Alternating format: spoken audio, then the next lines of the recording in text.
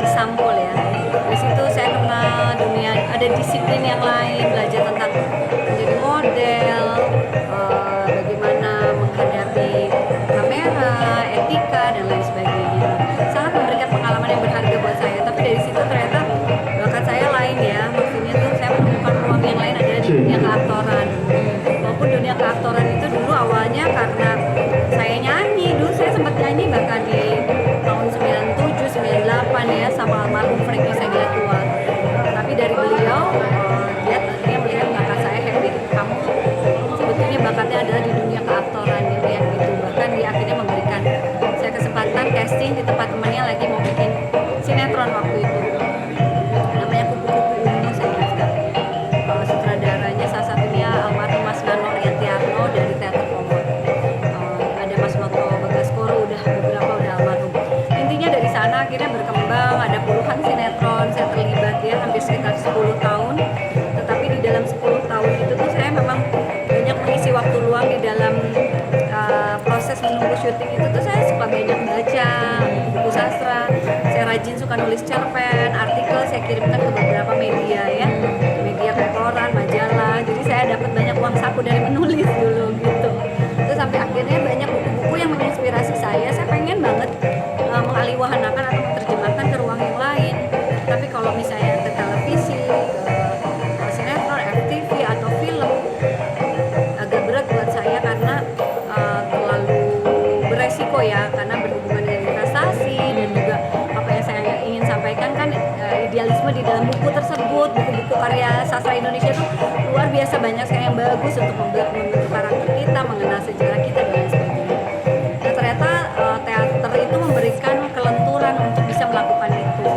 Jadi teater itu belajar dari teater tradisi di Indonesia, ibaratnya tuh pentas di mana aja bisa, kayak kemarin di Sukabumi bikin pentas ya tradisi di bawah pohon juga bisa, gedung pertunjukan yang memadai bisa, yang setengah memadai juga bisa.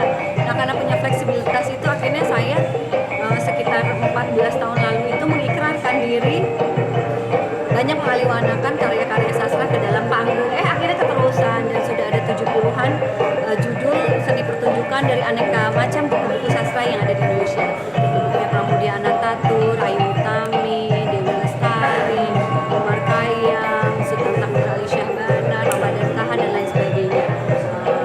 Eka Kurniawan juga pernah. Jadi banyak sekali buku-buku yang sangat menginspirasi pernah kita terjemahkan ke dalam panggung dan berkolaborasi dengan banyak aktor. Jadi dulu kan biasanya orang teater ya pemain teater, film-film.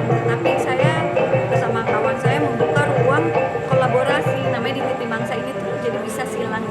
Tantangannya luar biasa sekali ya, karena misalnya dulu dikenal banyak di televisi, ketika mau ke panggung pasti ada tantangan apakah saya serius untuk mengerjakan itu gitu, dan untuk meyakinkan yang akan support, yang mendukung dari perusahaan swasta maupun pemerintah. Jadi satu-satunya cara akhirnya saya kan tadinya nggak begitu mengerti teater ya. Sebenarnya tuh teater itu hanya sebuah kendaraan aja untuk saya pengen menyebarkan karya-karya sastra itu. Akhirnya mau nggak mau saya jadi belajar. Akhirnya saya belajar bermonolog, main teater. Tapi ternyata saya menemukan keasikan yang lain gitu. Bahwa ya persiapannya kan beda, latihannya yang cukup panjang, intens, dan kayak sekolah baru terus gitu. Nah dari situ bisa membuktikan dan membentuk ekosistem penonton yang terus banyak, maju, dan mereka mau membeli tiket. Dari harga-harga tiket misalnya dulu cuma 50.000, 100.000, sekarang orang berani membeli tiket pertunjukan di harga 1 juta.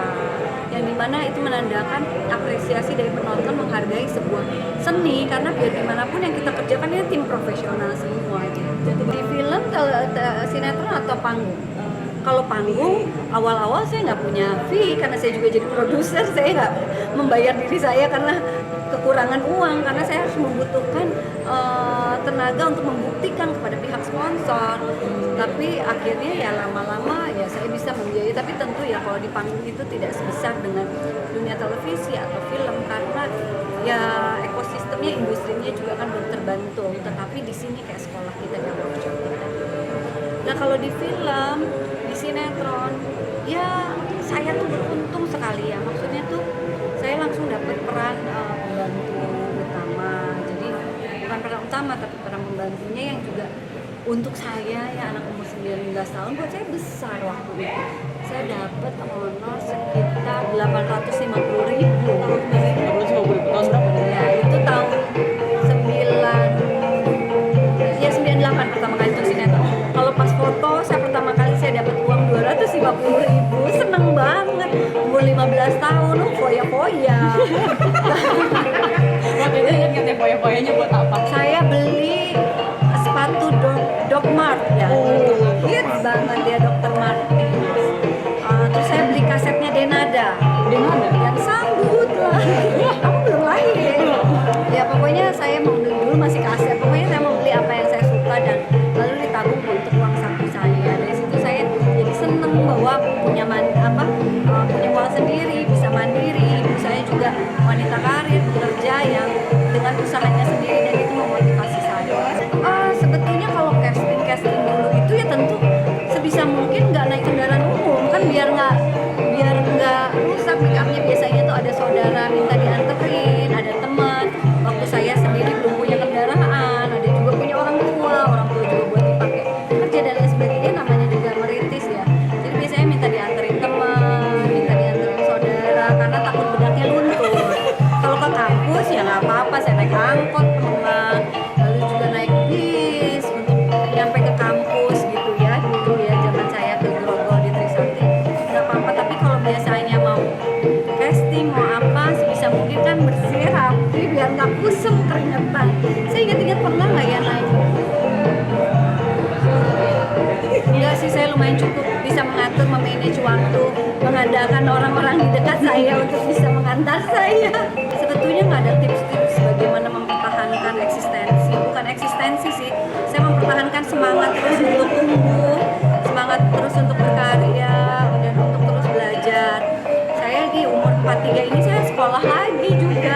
Sekarang kan ada program Merdeka Belajar, saya meneruskan yang kemarin tertunda. Saya belum menyelesaikan sekolah saya, sekarang saya ngambil lagi sekolah di Unhi di Bali untuk ngambil filsafat seni dan budaya.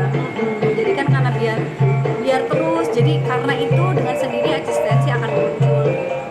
Pokoknya saya kadang-kadang nggak selalu ada di depan layar, kadang-kadang ada di belakang layar yang nggak apa-apa juga.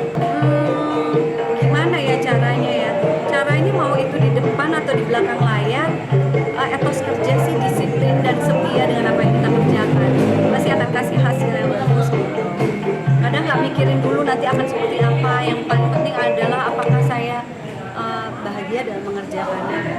Semuanya punya tantangan sendiri ya, kayak bisnis.